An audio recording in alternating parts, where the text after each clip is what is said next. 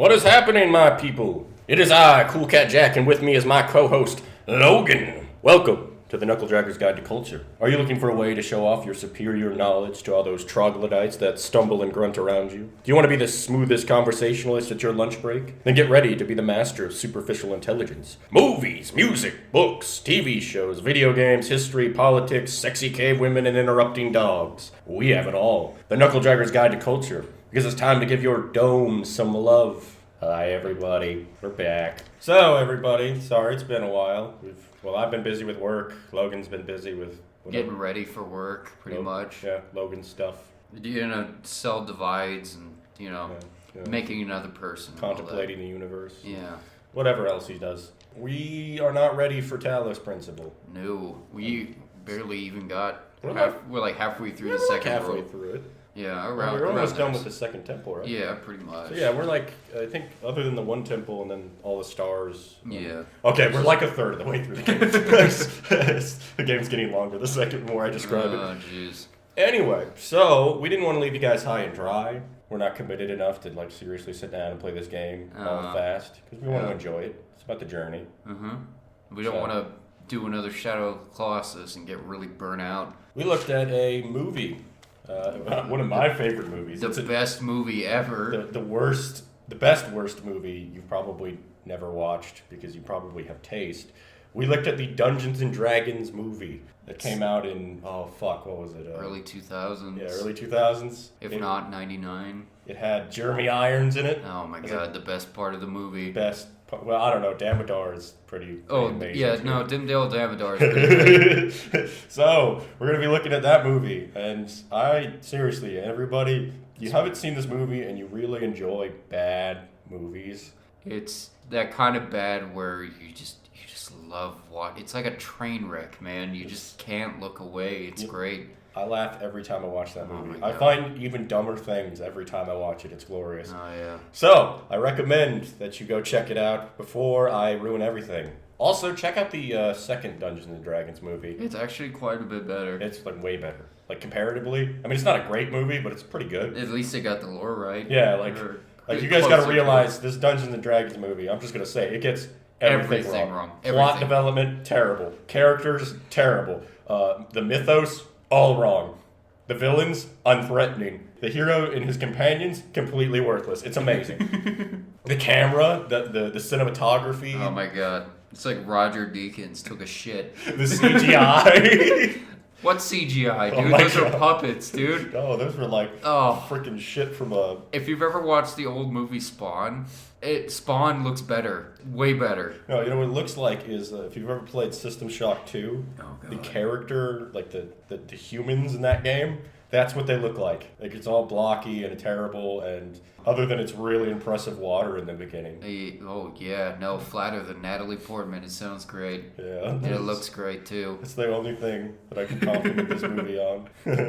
So, spoiler part, this movie is awful, so if you actually want to watch something good, don't watch this movie. But if you want to watch something terrible that you can laugh at, especially if you're a Dungeons and Dragons fan, you probably already watched this, but if you haven't, it's a treat.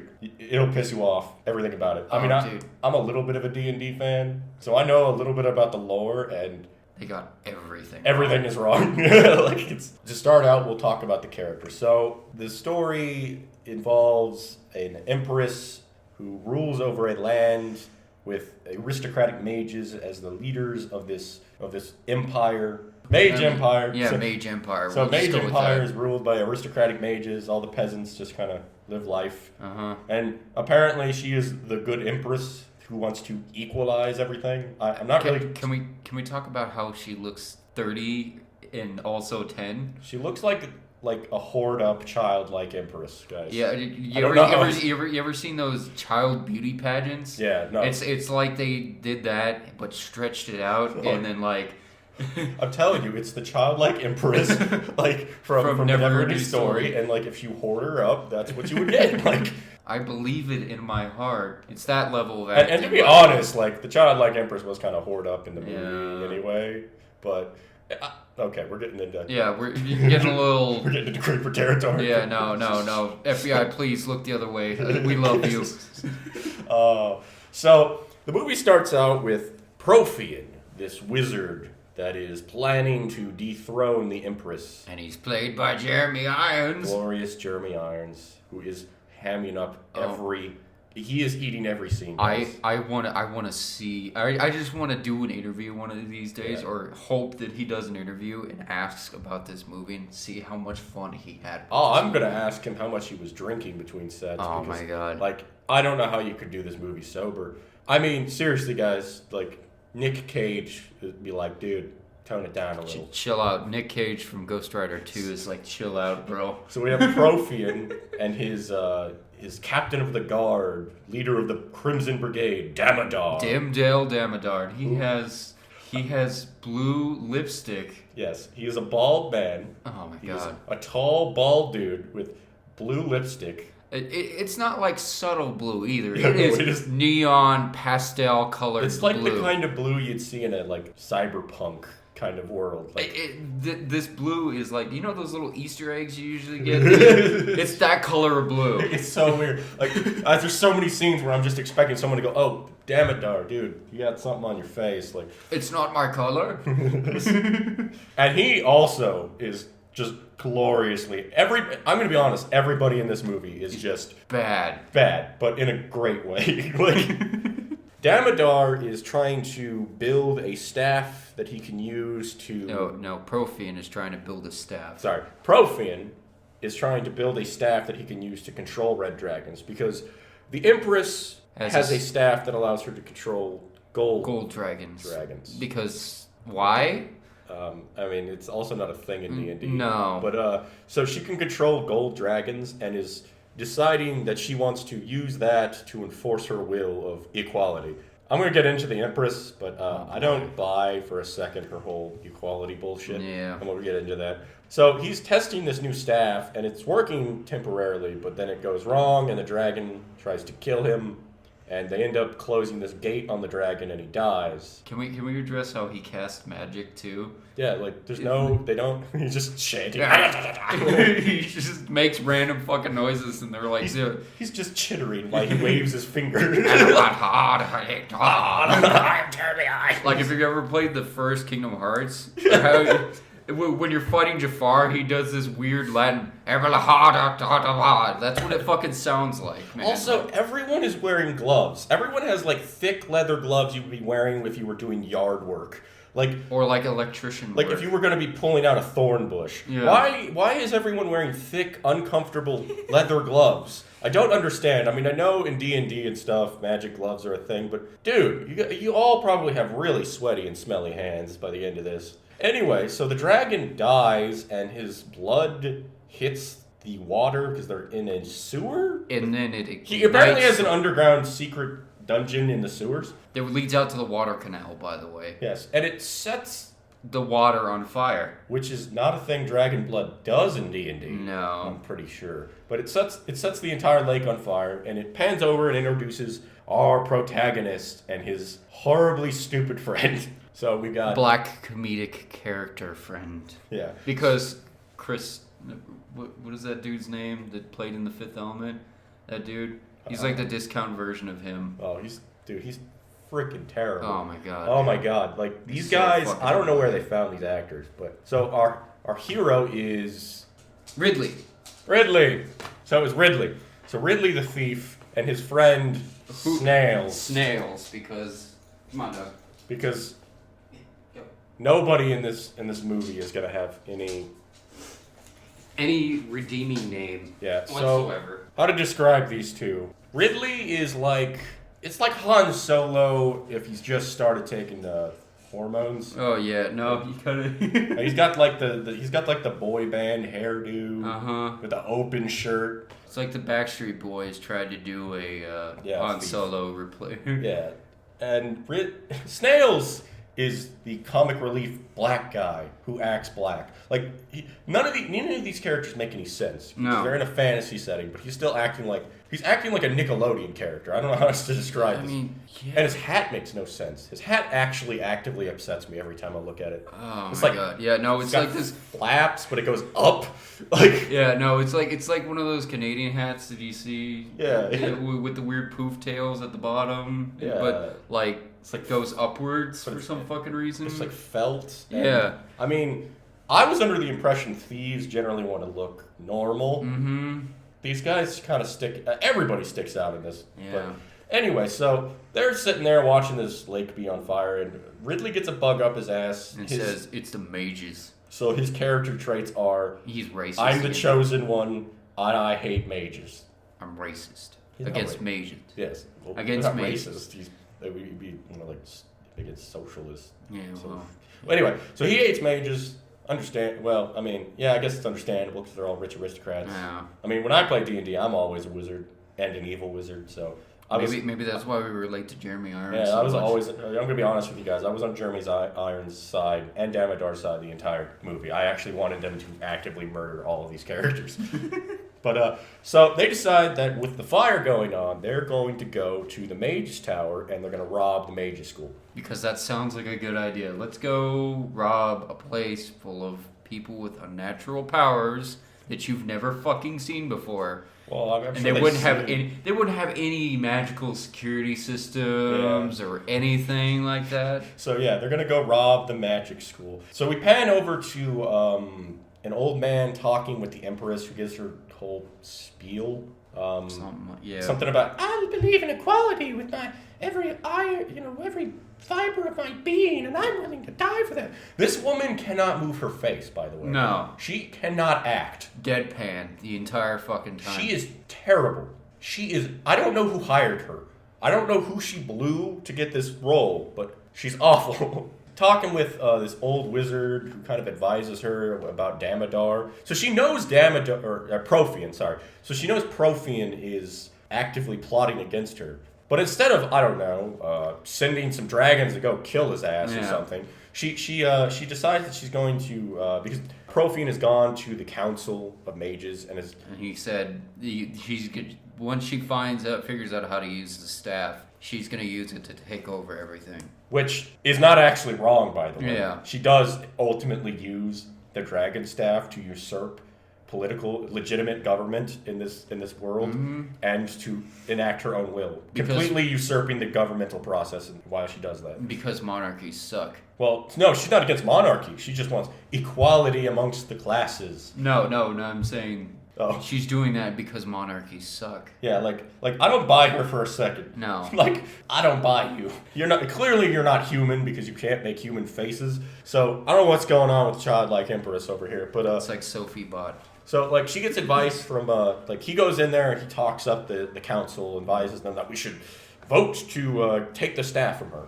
And usurp her power. So the Empress hears about this. She's getting advice from a loyal wizard who's on her side. He's an older guy. Mm-hmm. And he advises her that there is a red staff, the Staff of Mandos. He advises her about the Staff of Mandos, which can do what Jeremy Irons has been looking for. Inadvertently, by the way, he also manages to spy on her with like an imp thing. Mm-hmm. So Jeremy Irons finds out about this staff. So what she's planning to do is give them the gold staff and then go find this red staff. So while she's doing all that and getting ready to do this old wizard, who's I guess also the principal of the school or something. Yeah, I mean, pretty much, or the librarian or something like that. Yeah. So he and Marina. Is it? I think it's Marina. And something along those lines. The wizard of our group. She is like a librarian who has sexy glasses, but she only wears them once. It's kind of disappointing. But anyway, well, I mean, you got to wear them when you're, reading and nothing else, because noble people don't need glasses when they're not reading. Yeah, I don't know why they give her glasses. Yeah. So she's trying to help him figure out how, because he has this map that could lead to the Staff of Mandos, but he's having a hard time cracking the code or something on it. Mm-hmm. Basically, while this is going on, our hero, Ridley, and Snails have busted into the magic storeroom? Yeah, I mean, pretty much. It's where they keep all the magical, imps and stuff like that. But just hanging around. Yeah, just hanging around, fucking around, not be okay, grab what we can and just fucking go. We got a giant dragon skeleton. We've got magic, a magic illusionary thing that's just sitting on a table. They have all this valuable stuff, and they keep it next to a window. Yeah, like they have all this dangerous stuff, and they don't even have like a cabinet they put it in. It's just sitting around. It's just in this weird, dusty old store. Like, how many students die inadvertently because they knock into the staff of Fireball you keep next to the fucking, tea leaves, Like, what's going on here, guys? This is not up to code. I feel this is very dangerous. Like, when I was in school, we couldn't have glue sitting on a table. No, because we would risk some kid trying to swallow it. Yeah, like... Because we went to public school. I guess it's a different place and time, I don't know. But, like, they just don't give a fuck. Who knows? While they're farting around in there, they let off this illusionary spell, and of course Snails the entire time is whining. Like, he has some moments that are pretty funny, but for the most part, he's really bad and really annoying. All he does is go... That's his entire character right there. He's the Jar Jar Binks of the Dungeons and Dragons franchise. Yeah. It sounds about right. Yeah. So yeah, if we're using the Star Wars analogies here, she's our Leia, I guess. He's Jar Jar. We got our Han Solo, who is also our main protagonist. Mm-hmm. Something also that keeps getting mentioned that we're going to bring up several times is, for some reason, everyone keeps pointing out that Ridley's special, but they in no way show him being special. They just keep saying that he's special. Yeah, he's really bland too. Yeah, like I literally, his character is, I'm a thief, I hate wizards. I take stuff, I'm the chosen one, and I don't want it. Very indignant for a chosen one. Yeah, well, I mean, he's a filthy thief. And also, why is the thief got, like, a full-on longsword? Why? Yeah. Like, you would have, like, a dagger or something you could hide, or a club or something. You're like, you're a filthy fucking street rat. You're not gonna have a sword. Like, stands out too much. Yeah. You should be like me and be awesome and play with... Like, that's the thing I always hate about D&D. We're going on a random aside here, guys. Is everybody always picks, like, a longsword, because it's the best weapon, and it's, like, really bland. Like, no, man, give your character a club, or a crossbow, or a spear. Or a freaking halberd, which is one of the most badass weapons ever created by man. Yeah. Be that guy. Be the halberd guy. Or if you're going to be a thief, be the club dude. No one's the club dude, and no one sees the club coming, right? Right on the nug. Anyway, so while they're farting around, they make a bunch of noise, and the professor assumes that maybe one of the magical creatures got out. So apparently this has happened before. Yeah, so like that just adds to the whole... Why do you just keep it in a storeroom unguarded? Yeah. The mandrake got loose. Oh, isn't that like a creature that can like turn you to stone if it stares at you? Just go check that out, little apprentice. So she goes in there to see what's going on, and she finds them, and then she uses a bind spell. It's basically a rope. Well, also, I may be wrong here, but I'm pretty sure that's a druid spell. Yeah. Also, no one uses, like, it's inconsistent with the magic language, which, again, I know I'm going to be a D&D purist right here, but magic involves words in D&D. It involves magic words and phrases. You don't just do it. I mean, I think they explained that it's like a ring she has on. Yeah, it's like a bracelet. Yeah, but like half the time it's completely inconsistent. Yeah. And she also can just cast spells that are just way different levels. Because she has a bag of magic, dude. Well, no, she gets the bag of magic later. But the thing is she's supposed to be like a young wizard. She's casting like teleport, which I'm pretty sure is like a fifth level spell. No, it's like an 8th level spell. Is it really? It's a high level spell. That's not something your average wizard can do. And she's supposed to be like an apprentice. Also, Damodar really needs to work on his savings throws. He's the worst. Anyway, so while they're going on, she puts this binding spell on them, and she hears something going on with her professor. They run back, and Damodar is torturing the principal. By the way, guys, Damodar, the entire movie is like, tell me what I want to know. I am going to whisper everything I say. He whispers orders, and he expects his troop to understand him in full, like, helmet armor and shit like that. It's like, I am serious like this all the time. What? You must be joking. Seriously, guys, it's ridiculous. Can we talk about the actor's name too? Oh yeah, Bruce Payne, dude. Which they should have just kept. Yeah, they just get it. I am Bruce Payne, leader of the Crimson Guard. and the armor. That's another thing we gotta talk about. The armor for this guy is plastic. You guys couldn't go find some LARPers who had some chainmail or some shit. It's literally some kind of it's something you would get. It's like Nerf material, dude. It makes the Bible Man armor look good, honestly. Like, it's bad. And he's got some crazy shoulder things that stick out way. Like, he has to go in sideways to get into doorways. Yeah, also, he has a sword that just seems to appear and disappear at random times. Yeah. His guards also wear stupid masks and not practical weapons at all. No. And for the Crimson Brigade, they're mighty weak, I must say. Yeah. But when she walks into the room, the wizard dude throws the scroll that he has hidden amongst the other scrolls to the girl, Marina. Then Damodar dramatically stabs him. Everybody just stands around, by the way, when things are happening. Like, yeah. Just stab, no! And nobody's, like, doing anything. Yeah. Like, so she casts a teleport spell. Through her bag of magic. When, by the way, our protagonist and Snails are still attached to her, so they go running through the portal. Mm-hmm. And then Damodar's like, follow them, you fools! And then they go through the portal, and they end up in the streets. And she's running around, they're being chased by the Crimson Brigade, and they end up running into our next companion. He's actually pretty great. Okay, so apparently dwarves are just hanging out in garbage cans. Because... Why not?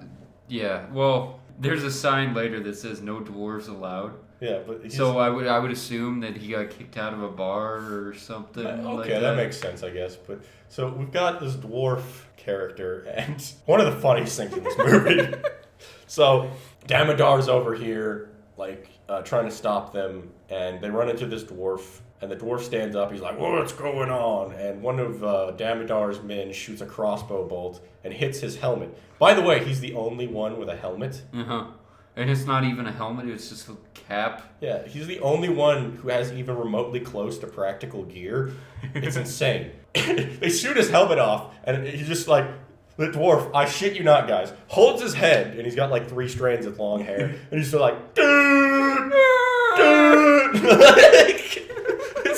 like, somehow he's instantly 30 feet ahead in front of Damodar and goes, "You shouldn't have done that." And then his clearly the stunt man does a backflip thing and knocks Damodar on his ass. And then for some reason they just decide to run away. Yeah. Like, so he knocks this dude down. They all decide to run into a sewer nearby. Yeah. And they get away. They're hiding, and Damodar has to go back to Profian, who is not happy. Yeah. And this is another scene where, of course, Jeremy Irons is eating everything going on.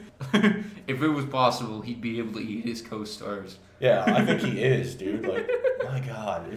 Damodar explains that it was a mistake, and he ends up messing up. And Profian goes, "Well, I'm going to give you some incentive to succeed." He puts a curse on him, and this creature ends up in his head. Yeah.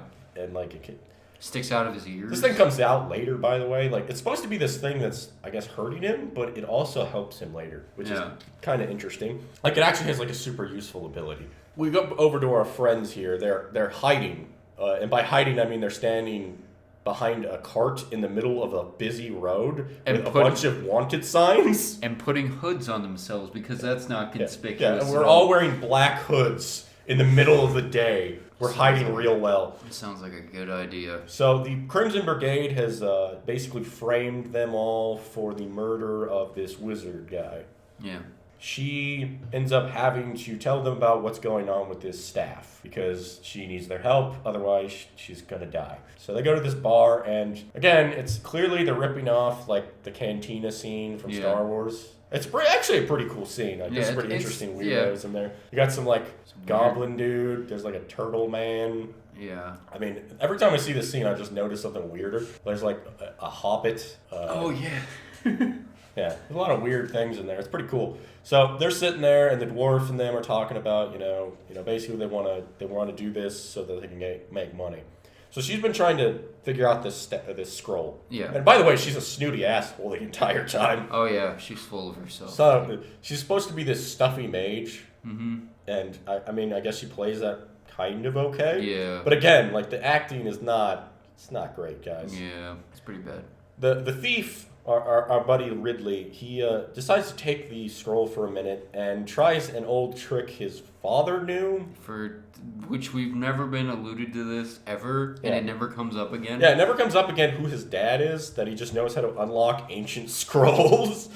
Like, I guess it's supposed to be just for, like, a little trick that, is used by peasants? Thieves.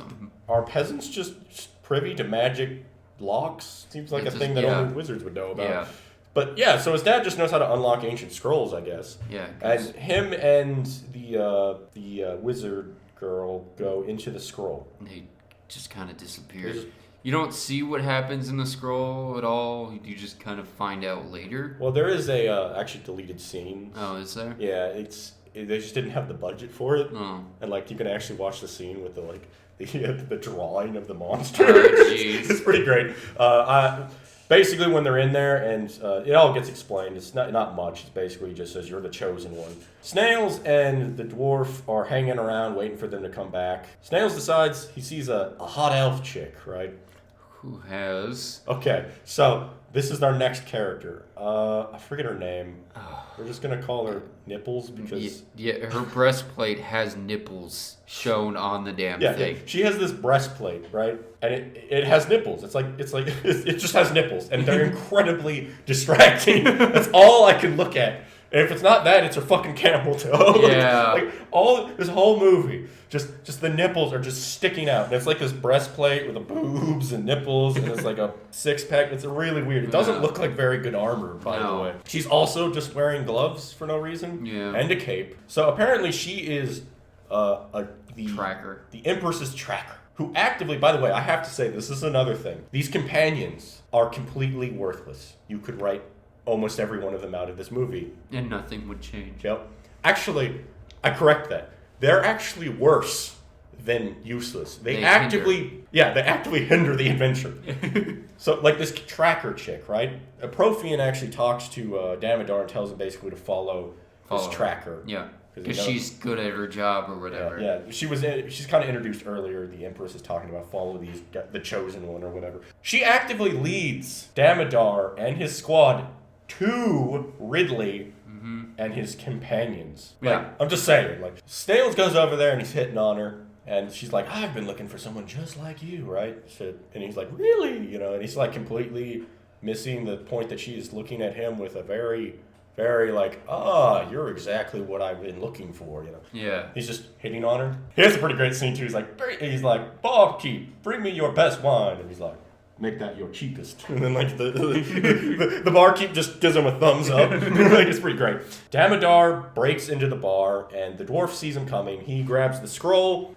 He starts a bar fight and grabs Loverboy, Snails, and they run out. Snails says, he's like, I'm in love, and he goes, oh. With an elf? They all look the same. Oh, there's actually this great scene with the dwarf too where he's like, elf women, you need to get yourself a 250-pound dwarf woman with some hairs on her face you can hang on to, huh? I'm gonna be honest, the dwarf is probably the funniest guy in the movie. Yeah, he's pretty good. This great scene where he looks at the elf too and he goes, ugh. They manage to escape again.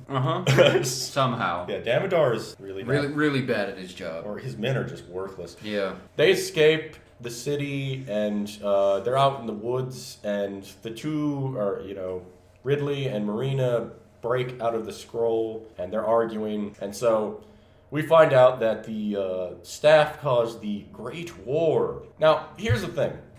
Suddenly Snails freaks out, but we already knew what the staff could do. Oh, yeah. It can control red dragons. So, I don't know why it suddenly dawns on him that this thing's He's super surprised. Yeah. He's just like, oh my god, what are we doing? Yeah, so Snails basically says, we gotta get the fuck out of here, dude. This is way above our purview. I know you're super special, destined for great things. And again, we keep reiterating this bullshit. Yeah. So it turns out that there was a wraith in there they were talking to, and the wraith basically says, you're the chosen one, and you must seek out. They have to go get the Eye of the Dragon in Antifa City. I don't think that's right, but we're going to go with that. I'm pretty sure it's Antifa City. Antifa, dude. That's where they got it from, huh? Oh, Antifa City. It's called Antifa City, I swear. Okay, something like that. Anyway, Antifa City, and they have to get this Eye of the Dragon, which they can use to find the Staff of Mandos. Ridley basically says to Snails, "Hey man, this ruby is the size of your fist. We're gonna be super rich, and we'll steal everything and leave the wizards to die." Basically. Yeah. They all agree to go, and they go to this city. I mean, they just go there, by the way. There's no adventure there. So they're in Antifa City, and they find this purple dude has like a third eye. I don't know what he is. He goes Yeah. a lot. Again, I know a little bit about D&D. I'm not sure what he's supposed to be, but I don't get it. So that's literally what I said. I was like, what is he supposed to be? Like the snake guy. Yeah. So anyway, they're looking for the Thieves Guild in Antifa City. Our genius thieves decide to not just follow this guy because they suspect he might know where they are. They actively go up to him, talk to him, let this guy know that they're looking for the Thieves Guild. They let this guy know they're interested in where he's going, and they just follow him, and they do this whole like thief thing where they're walking around pickpocketing things. They are not sneaky in the slightest. No. I'm gonna go ahead and say that right now. And Snail steals like a fucking stuffed cat. He steals a stuffed cat for some reason, and it's like in a bucket, dude. It's hanging in a cauldron above the sign of the store, and it's like he just grabs the tail. He looks at this thing, and he goes, "Oh yeah, that's something I would steal." I remember we were having this conversation, like, is there a market for that? Like, who's gonna buy that from him? It's like just this fucking stuffed cat that's hanging in a cauldron, man. Well, like, what is going on? How do you get into that kind of business? Taxidermy? Is it like for wizards, familiars who die or something? I don't. You know. Yeah. I don't know. It's really weird. He has the boots, and so they follow the purple guy, and they manage to get into this Thieves Guild pretty easily. Yeah. Which is pretty sad. I mean, it's not a very good Thieves Guild if you can just walk in. Yeah. So, Hydra guy knows that they're following them because they're doing a really bad job. Yeah. Because they're terrible thieves. Yes. Yes, they are. So, they're all there, and they get captured and brought before the leader of the Antifa Thieves Guild. Yeah. He is a bald guy with hoop earrings. And he has a British accent. And he's also, again, guys. He's pretty good. He's legitimately probably one of the best in-character characters. Yeah. He comes off, he's pretty funny, he's conniving, he's kind of sneaky, and like... he's kind of got that eccentric feel to him, too, that a really rich thief would have. Yeah, like oh, lovely. Yes, yeah, like you buy this guy would be the leader of a thieves guild. One of the only characters in this movie, other than, Dim Dom Damodar, who actually seems to be the character they're supposed to be, other than the dwarf, too. Yeah. And I guess, to be honest, the elf character, she plays her character well. I mean, she's just kind of a really boring character. Yeah. They don't do much with her. She's just the stoic elf who looks down on everybody. Has as them damn elves do. Mystic knowledge you don't know about. Tense stare. She rocks the short haircut, though. Yeah, she does. Yeah, she's really pretty. Also, nipples. Yeah, the nipple armor. The Antifa Thieves Guild guy talks to them, and Ridley explains that they need the Eye of the Dragon. And he basically says, well... if you want the Eye of the Dragon, you're more than welcome to take it. In this gauntlet that I have going. Yes, you have to get through my maze. And this guy's right here is where all the budget went, I swear to Christ. This is the best scene in the movie, easily. It's actually really interesting. It's actually tense. It has some pretty cool shit it does. So basically he has to break through this whole Thieves Guild thing to get the Eye of the Dragon. And it has 3 parts to it. It's really cool. So the beginning part, he goes into this tunnel way, and there's these light. Yeah, there's like these beams, like these sections in the wall. And it looks like something where you go, okay, so that's where the swingy like scythe things are going to come down. Yeah.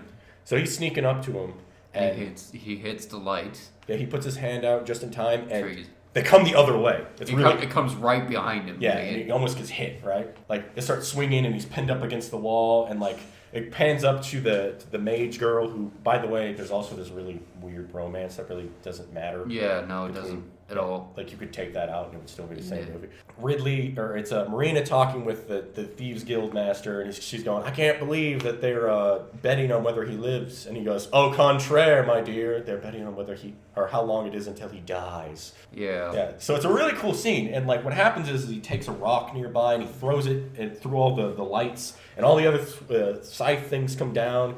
and he jumps on them and he's swinging from them. He uses them as platforms to get past, which is actually really ingenious to do. It's really cool, and there's really good music for the scene too. Yeah. Like, I'm gonna be honest, this is easily the best scene in the movie. Like, this is the most exciting, coolest part. So he gets across, he swings in there, and he ends up in a room with a door that seals behind him, and there's all these platforms that it's like eyes.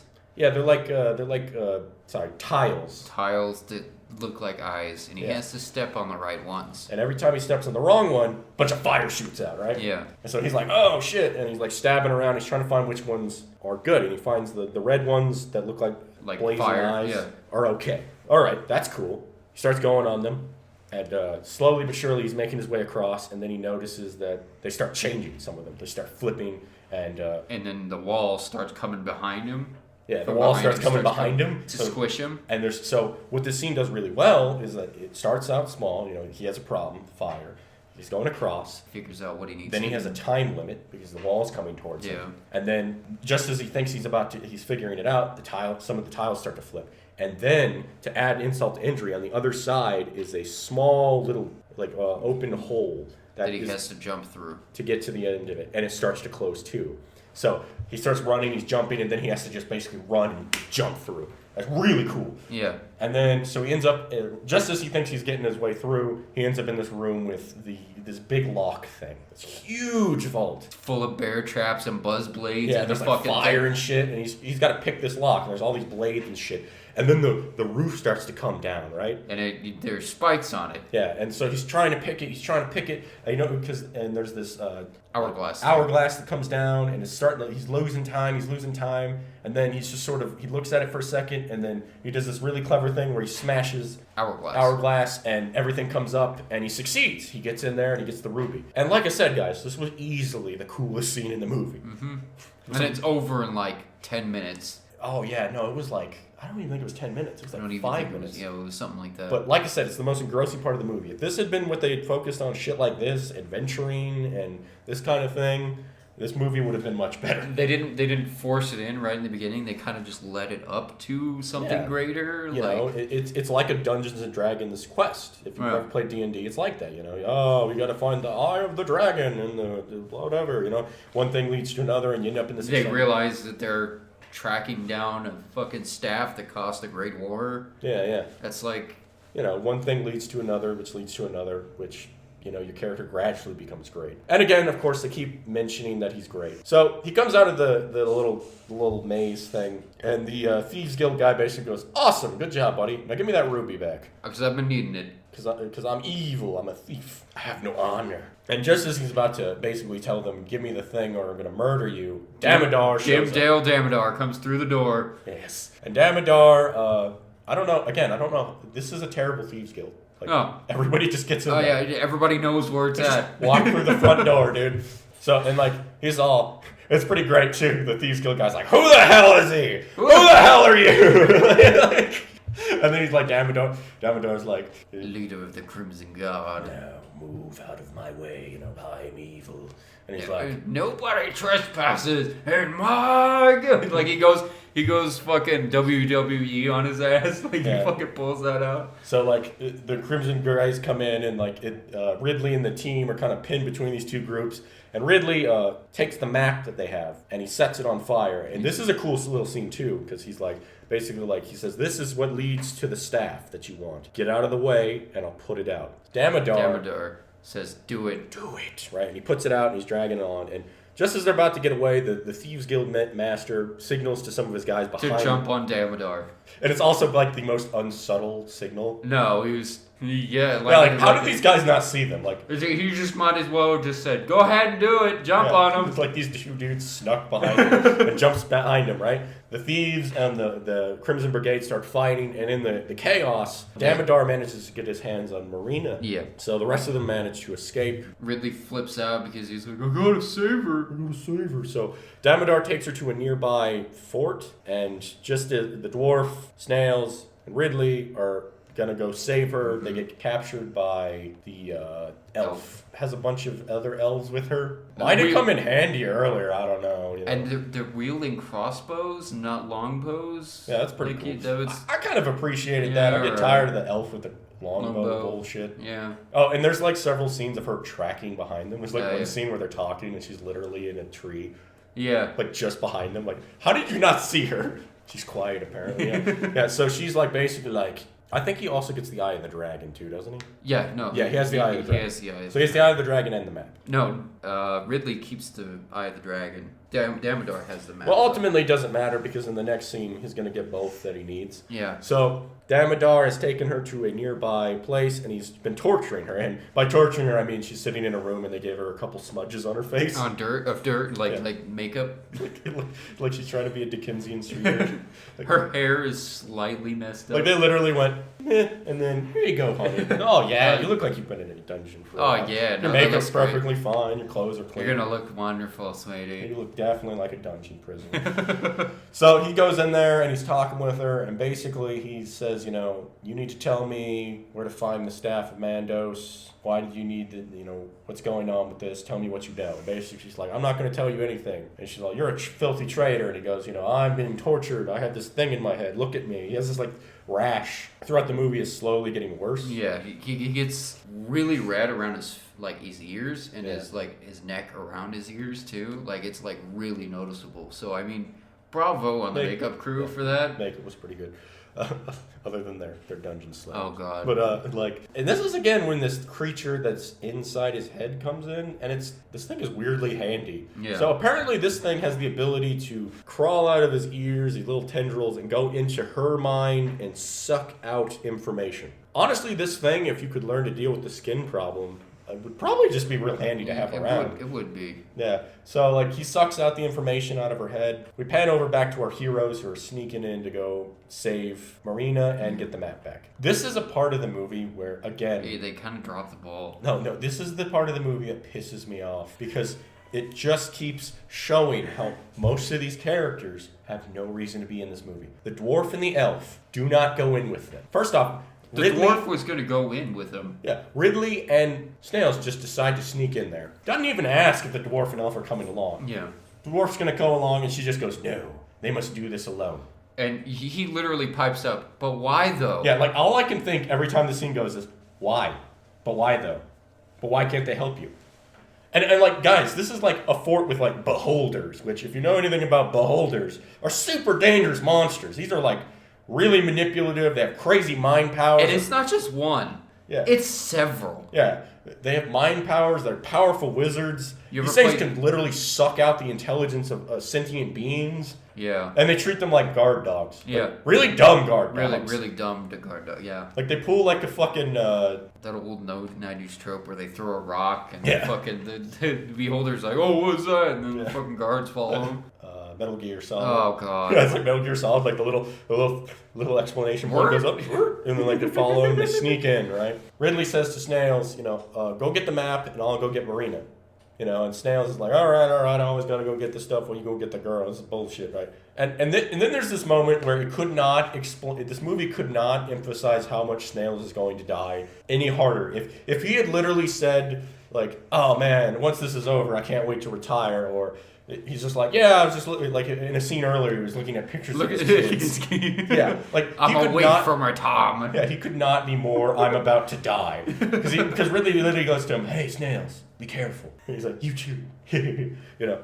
So he sneaks off. He finds Marina, and Snails breaks into Damodar's room to find the map. He sees the map. And of course, like a dipshit, he walks right in. Who's never played at Baldur's Gate at all. Always, guys, always have search mode on with your thieves. Check for traps. Always have that on. Come on, it's like a big red light that comes on that should have automatically detected that. So he goes in and he walks right into this quicksand carpet. Well, it's like oatmeal carpet. It's like oatmeal carpet. So he gets sucked into the oatmeal. And like, we were thinking about this, like, Damodar has this crazy trap, like carpet in the middle of his room. Do you think when he goes up to go to the bathroom, like he drank too much water, does he slip in sometimes and he has a buzzer to go? Maybe he has like magic shoes that allow him to go across it, I assume. But like, it seems like a really big problem because like when I'm half asleep and stumbling in the dark because I gotta go pee because I drink too much coffee. You clearly see. Yeah, dude, I'm not paying fuck attention. I barely can keep myself from running into walls.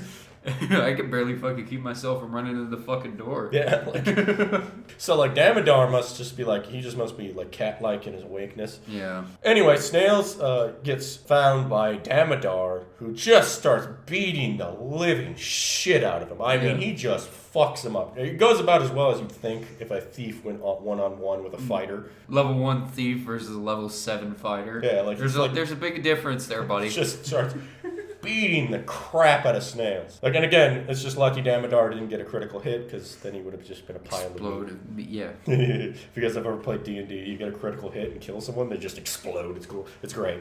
Like, yeah. Oh, man, I love fucking Baldur's Gate, dude. By the way, guys, we may do those games one day. Maybe. One of these days. I have played that game so much. Oh, dude, most of the fucking time you're creating characters, though. Yeah, but I had my, like, super sweet Priest of Talos. I had this half-orc Priest of Talos. It was fucking awesome, dude.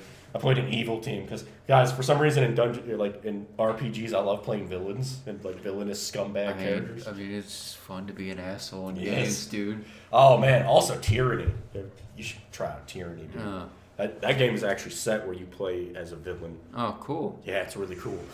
Anyway, so he's beating the shit out of Snails, and he's letting Snails run around. Snails manages to get the map. Oh, also, there's a part where Ridley and Mage Girl fight a big guy, and the big henchman guys show up, who apparently, because you're, taller than everyone, you're immune to pain. Yeah. Dude, because, I mean, that's one of the main criterias of working in my job is...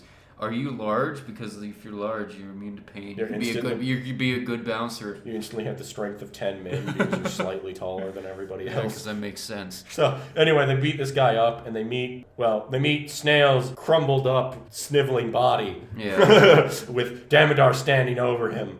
And Damodar holds his body up, and he's basically like, he tells Ridley, give me the map, and give me the eye of the dragon. Or give me the eye of the dragon, because Snail still has the map. And... Snails. I'll let your friend go. And Snails does this thing. Okay, you won't.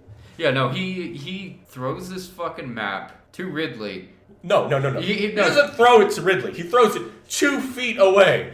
And these guys are at least, I would say, 2 car lengths apart from like each other. 15 feet away from each other. Like, he throws it 2 feet, and Damodar's like, oh, I guess I'm gonna kill you, and fucking stabs him in the fucking neck. I kill my leverage right now. and Ridley goes, no! He's like on his knees dramatically, like, oh god, dude. And then he fucking throws him off the cliff. Yeah, he like. Oh, and by the way, they're not anywhere near the cliff. Like they're standing there. He's like 10 feet away from the cliff, and then fucking Damodar throws him like that scene from Mortal Kombat, just throws Snails off this building. And by the way, I want to emphasize, if there had been, I don't know, a couple other people around, maybe they could have saved Snails, But why though? Yeah, like, of course, the dwarf and elf are nowhere to be seen. It's their journey. They must make the... Yes. For some reason, these guys decide not to help, and it gets Snails killed. It was very stupid. So, Snails is thrown, I guess, 30 feet by Damodar, who just thrown human bodies. Just Also, at some point, Snails had gotten his hands on a bag of magic, and Marina gets her hands on it. And uses it to paralyze Damodar for a second, who again really needs to work on his savings throws. Like, you got to get like an amulet or something, dude, that helps with your saving throws, because every time someone casts a spell on this guy, he never resists. Ever. It's really lame. Some captain of the Crimson Guard. I feel like he's that guy who played D&D and just put all his points in strength. Yeah. Like, come on, man. Me. Get some in your dexterity and your constitution so you can resist some stuff, dude. Seriously. So she gets that, throws it on, paralyzes him, opens a portal and drags Ridley, who also gets stabbed at some point. Cause he tries fighting Damodar for a little bit, and Damodar just kicks the shit out of him too. It's pretty great. I actually really like that scene because oh god, I hate these characters so much. So, like, he almost dies, and they manage to teleport them away. And the elf chick takes them to the elves. Yeah. Who live in trees. Yeah, so we go and meet this old elf who uses healing magic, which is divine magic in Dungeons & Dragons. Right. But it's supposed to be arcane magic. Like, he doesn't pray to a god. No. Again, if you know anything about Dungeons & Dragons, guys, it's a pantheon of gods. Like, there's a scene earlier where Snails goes, why don't we just rob God while we're up here? And I went, which one? Oh, they know nothing about Dungeons and Dragons. Ridley wakes up and he talks about witnessing the birth of a dragon and life flourishing, which, no, that's not what happens when dragons are born. Yeah. Dragons, when they have children, they have lots of babies. Because a lot of them are going to get killed. Yeah, they actually cannibalize one another. They're like sharks. Like drakes in Dungeons and Dragons and small dragons, dragonlings, are that size because they're babies. And to get to full size, a dragon has to live several centuries at least. And it's rare. It's really rare for them to get to that age. Yeah. But you wouldn't know it from this movie because apparently dragons are a dime a dozen. Especially at the end. Oh, yeah. And they all look really, really bad. Really bad. Yeah. So the wizard, he goes, what would happen if a bunch of dragons fought and died? He goes, oh, it would throw the... Magic would cease to exist as we know it. Or like the balance of life would be... Some bullshit about the balance of life being thrown out. And it's like, oh no. Like, who knew fighting with dragons is a bad thing? Yeah, so anyway, they go to the temple or the cave of Mandos. Of course, only Ridley can enter the Cave of Destiny, So well, he has the eye, though. Yeah, he has the eye. Oh, there's also a painful scene where Ridley cries over snails. Yeah. And Marina tries to act and can't. Filthy wizards! I'm not evil! They're like... Yeah. And then I assume they smash. Yeah. I don't know. But, they might do. Maybe she wears the glasses then. Hopefully. Anyway, so he goes to the Cave of Destiny, goes in there, and there's all this treasure and shit. And he goes to the end of it, and he finds this skeleton with the Staff of Mandos. And he tries to grab it, and the skeleton goes, hey, that's mine! What do you want? It's like, oh, I'm here to take the Staff of Mandos. And he goes, I only hand it over to somebody that's worthy. Are you worthy? Yes. He's like, I don't know. I don't think anybody is. He goes, well, I mean, it's written that I am, so, plot demands that I am. He's all like, basically, I warn you, if you take the staff, it will turn you evil and destroy you. And by the way, this never actually means anything. No. Like, there's no reason to have this whole curse on the staff. Absolutely no reason. It really only comes up as a temptation slightly. Yeah. But he instantly resists it both times. And apparently anyone can use this fucking staff, by the way. Oh, yeah. Anybody. Yeah. Apparently some random thief who grew up on the streets of... what was it, Slumdall or something? Something like that. Sumdall. Grew up in the slums. He grew up in Detroit, some fucking asshole who could barely fucking read and, steals for a living and probably has no education can just use a magic staff of ungodly power that can control dragons! Red dragons, of course, because they're specifically different. Well, red dragons in D&D are traditionally evil, and gold dragons are usually good. That's weird. Gold and silver dragons are usually good dragons. Huh. Also, black dragons are evil. Green dragons are usually evil. That's weird. I mean, that's not always the case, but that's typically how it is in D&D. Usually, I end up killing all the dragons and get glorious dragon scale armor. Cool. Talos! Use the lightning bolts of the gods to bring down those heathen lizards. Oh, also, I need to reiterate something that needs to be brought up because this is also a problem. Dragons in Dungeons and Dragons, typically adult dragons, and it's what you see in this movie, are very intelligent creatures. Yes. They're very powerful. They're not stupid. They're several hundred years old. They are smarter than humanoids. They manipulate armies.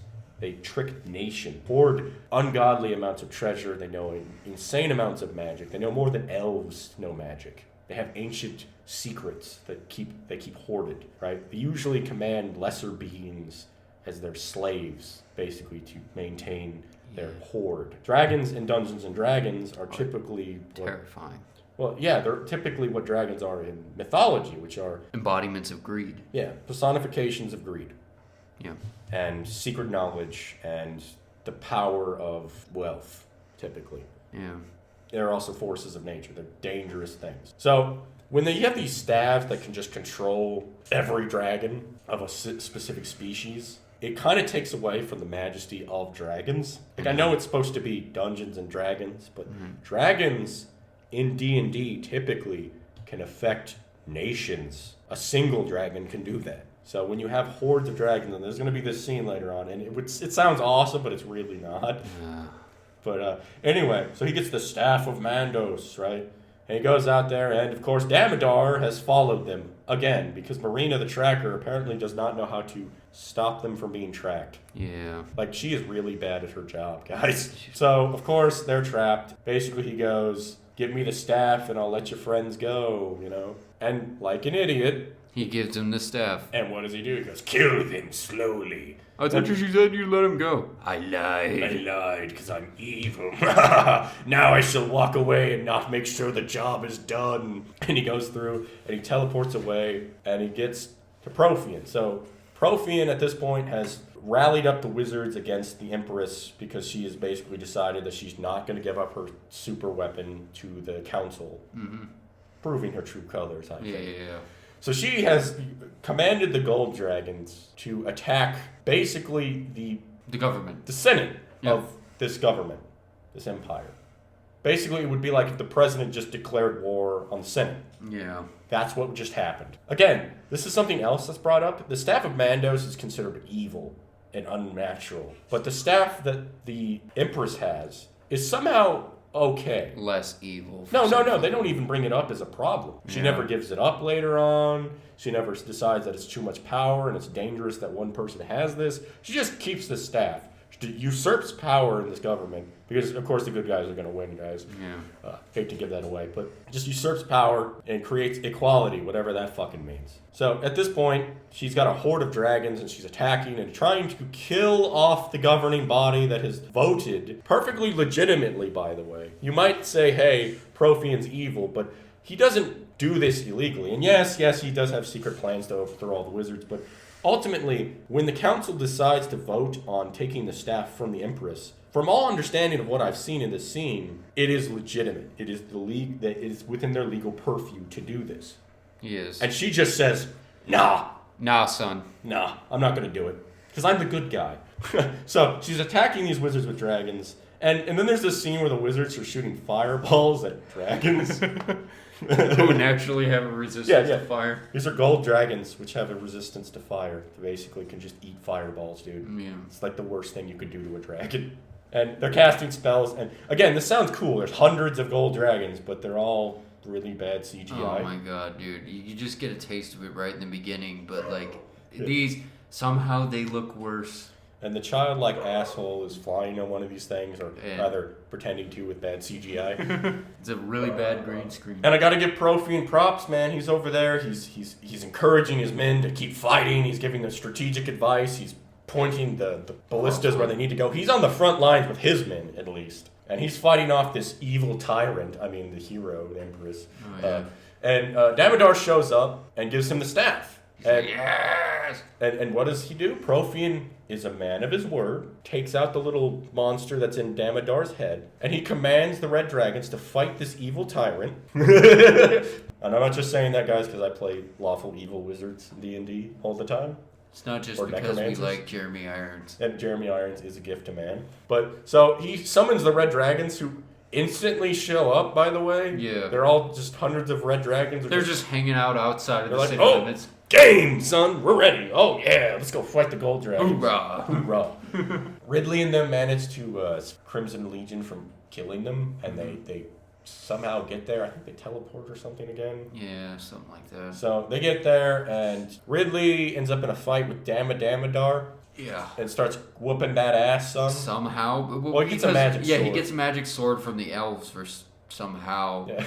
Also, Damodar just pulls out a greatsword from nowhere. It looks pretty good, too. It was like a pretty fucking crazy. Badass sword. But, like...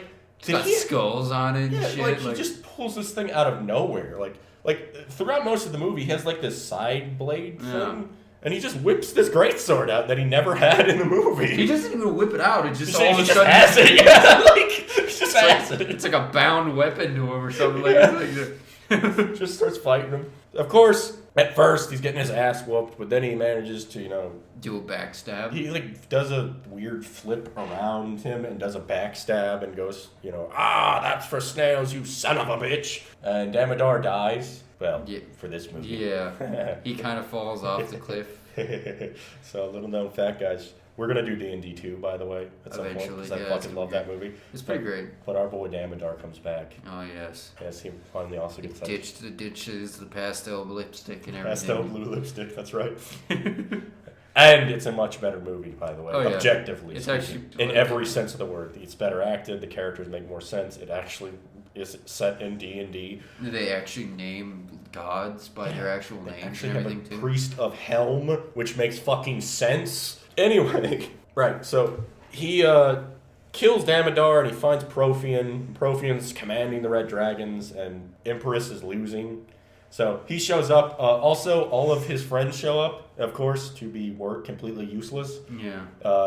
The dwarf tries to axe him. He paralyzes him and knocks his ass out of the way. Yeah, chick tries to sneak up behind him or whatever. Just knocks her out. And then this priestess chick, or the mage chick tries to cast a spell, and of course is worthless. So again, you could have written out the dwarf and the elf chick and just slightly changed the scenes, and they would have never would have been needed. Yeah. They actively, like I was saying, guys, at least the elf actively hinders the adventure. Yeah. But if she was not tracking them, Damodar wouldn't have found them. No, I don't. Not nearly as quick, at least. Yeah, no, they would have been well gone, because even Prothean says follow the tracker. If they hadn't followed the tracker, if she hadn't been doing her job, yeah. Anyway, sorry, we're still staring at the nipples anyway. Yeah. It doesn't really matter. I think that's why they kept her in the movie. It's I just think so you so. stare at her fucking weird breastplate. And like horse rider's pants. Yeah. Also, there's a scene earlier, by the way, with the dwarf crying when he's on a horse. Oh, yeah. Don't you know dwarves are scared of horses? He's like, some dwarves are scared of showing their feelings, but not me. Yeah, he was great. I love him. Ridley shows up and he starts fighting with Prothean, and Prothean whips out this badass staff and just starts whooping that ass, son. Yeah. Like, he must have been doing some CrossFit or some shit on his weekends or something. He just starts, like, he beats the destiny right out of this kid. With a fucking quarter staff. Yeah, he looks like block, block, block, wham, wham. And then, of course, like an idiot, he throws the staff away. And then Ridley... grabs the staff. He somehow manages to get the staff. I forget exactly what happens. I don't fucking sneaks know. in He or like dodges. Or does something. I don't know. Yeah. He manages to get the staff, and he's about to control it. Of course, Prothean's like, you can't control that. You're just a filthy fucking gutter snipe, you know?